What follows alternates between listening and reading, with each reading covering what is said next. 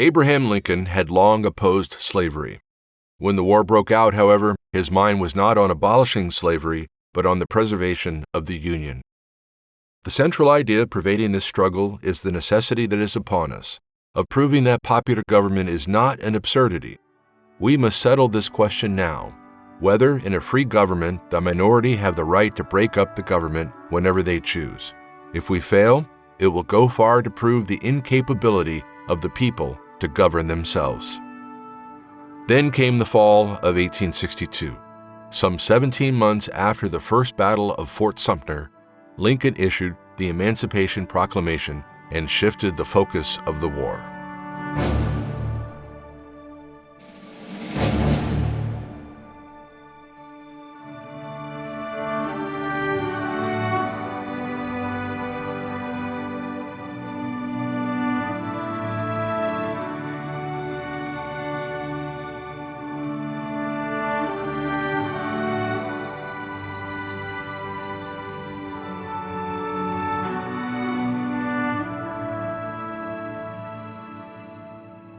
As the Civil War developed, no less than the entire experiment with Republican government was at stake.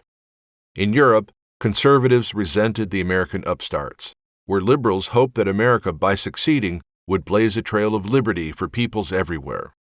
In the American North, Union soldiers cared mainly for ending the Confederate rebellion. The war was not only about restoring the Union, its outcome would have international consequences. As one Ohio private wrote in his diary, "Should we fail, the onward march of liberty in the Old World will be retarded at least a century, and monarchs, kings, and aristocrats will be more powerful against their subjects than ever." Well over a year into the war, Lincoln's public rhetoric had not changed significantly. In August 1862, he wrote the editor at the New York Times, Horace Greeley, "My paramount object in this struggle is to save the Union and is not either to save or destroy slavery. If I could save the Union without freeing any slave, I would do it.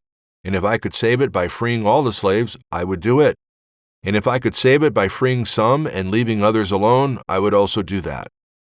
Earlier in the summer, however, the president had begun to consider emancipation as a wartime command. There were several major reasons. Starting back in May 1861, slaves began to cross Union military lines to seek refuge. General Benjamin Butler, a Northern Democrat, was the first Union officer to deal with the matter.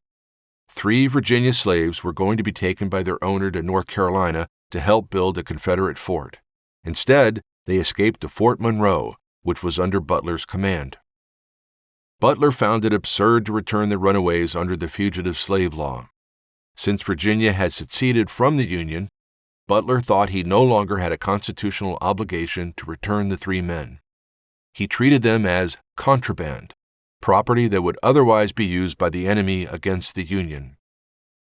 By the early fall of 1862, between 50,000 and 60,000 Southern slaves had crossed Union lines and were accepted as wartime contraband. A second change in circumstances helped set the stage for emancipation.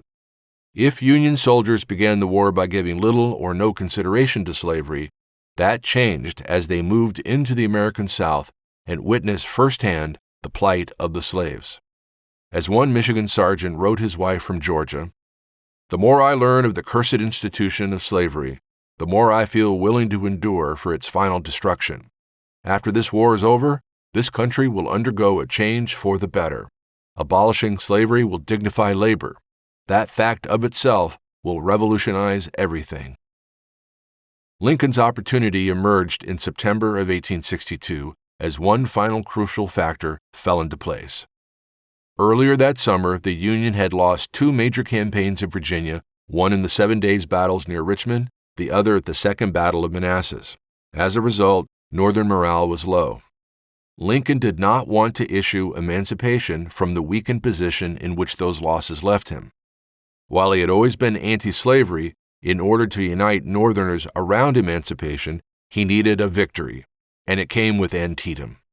While the September battle ended inconclusively, Lincoln declared it a strategic victory, since Robert E. Lee's invasion of the North was halted.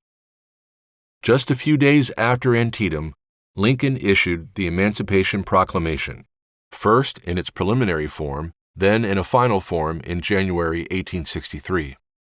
In that second iteration, not only was emancipation defined as an act of justice and military necessity, it opened the door for black soldiers and sailors to be enlisted by the Union.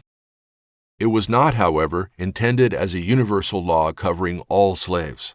The proclamation was issued as a wartime military command, which is crucial to understanding its reach. Only slaves in states that were in rebellion were declared free.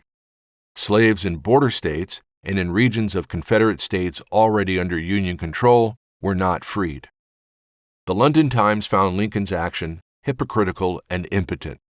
Where he has no power, Mr. Lincoln will set the Negroes free. Where he retains power, he will consider them as slaves. Emancipation forged fierce anti-war and anti-Lincoln sentiment among Democrats. Samuel Metairie, editor of the Crisis newspaper in Columbus, Ohio, decried Lincoln's command as monstrous, impudent, and heinous, insulting to God as to man, for it declares those equal whom God created unequal. Such Democratic attacks galvanized Republicans. So did the growing role played by black servicemen. Over 180,000 would serve in the Union Army. Another 18,000 to 20,000 served as sailors in the Union Navy. Some abolitionists, including Frederick Douglass, had hoped the Emancipation Proclamation would be more sweeping. But Douglass, who had two sons serve in the Union Army during the war, thought Lincoln's action helped change the course of the war to becoming a war to end slavery entirely. Universal freedom from slavery, however, was only secured in full after the war, with the 13th Amendment to the United States Constitution.